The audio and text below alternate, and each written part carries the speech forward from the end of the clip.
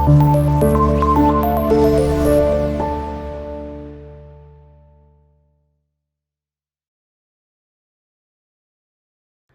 morning, friends.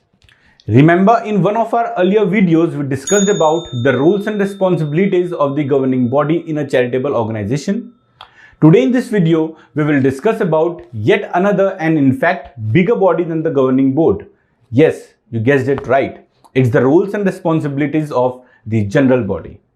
The general body of a charitable society or a trust is a group of people who have a vested interest in the success of the organization. Members of the general body are typically the beneficiaries of the charitable work carried out by the organization, or they are the supporters of the cause. Their primary role is to ensure that the organization's mission and objectives are achieved and to guide the overall development and progress of the organization. When I will discuss the roles and responsibilities of the general body, you will find a lot of similarity with the governing body also, which I discussed in my earlier video. Why so? Because the organizations who have 2 or 3 members as a trustee, the general body and the governing body is usually the same in such kind of organizations. But in a larger organization where there are 14 or 15 members, but the governing body constitutes of only 6 or 7 members, there comes the difference between the general body and the governing body. So let's discuss some of the points which highlights the key responsibilities of the general body. Setting policies and goals. I think I discussed this in the role of the governing body also, but even the general body is responsible for setting policies and goals. The general body is responsible for determining the policies and goals of the charitable society. This includes setting the vision, mission, and the objective of the organization. Then comes approving the budget. The general body approves the budget of the charitable society or a trust and ensures that the resources are being used effectively and efficiently. They review the budget and ensure that it is aligned with the mission and the objectives of the organization. Then comes electing the executive committee, which is the governing body. The general body elects the executive committee members who are responsible for managing the day-to-day operations of a charitable organization.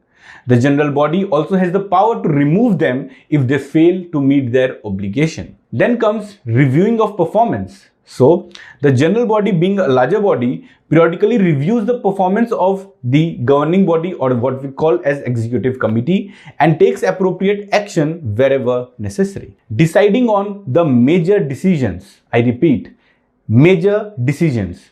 The general body makes the major decisions such as the change of the constitution, dissolution of the society, procurement of high-end assets such as the land or the construction of building, and accepting major donations. So this doesn't fall completely under the roles and responsibilities of the governing body, but it's the general body who decides these major transactions. Representing the community. The general body represents the interests and views of the communities served by the charitable society. Then comes providing support and guidance. The general body provides support to the executive committee or the governing body by volunteering their time and resources to achieve the goals of the charitable organization. Then comes maintaining transparency. So, maintaining transparency or ensuring transparency was also discussed as one of the roles and responsibilities of the governing body, but even the general body has to ensure transparency in the operations of the charitable organization and ensure that the community is well informed about its activities. Building relationships. The general body builds relationship with other organizations and individuals to further the goals and objectives of the charitable organization. Then comes ensuring compliance.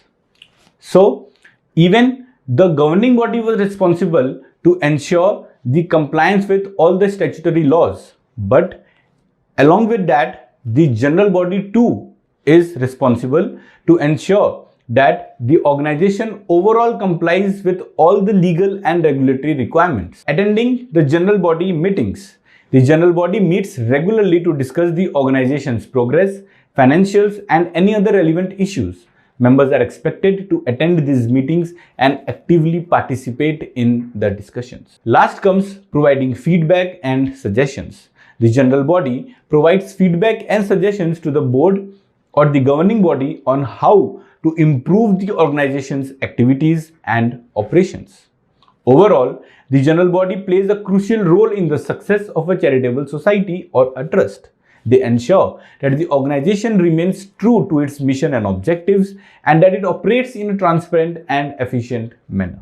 So friends, I hope this video has given you a lot of clarity, especially to those who have just started a new organization, on what should be the role of the general body in a charitable organization. For more such updates and tutorials, keep tuned to our channel and don't forget to subscribe it if you find it useful. You can also follow us on Twitter, LinkedIn and Facebook.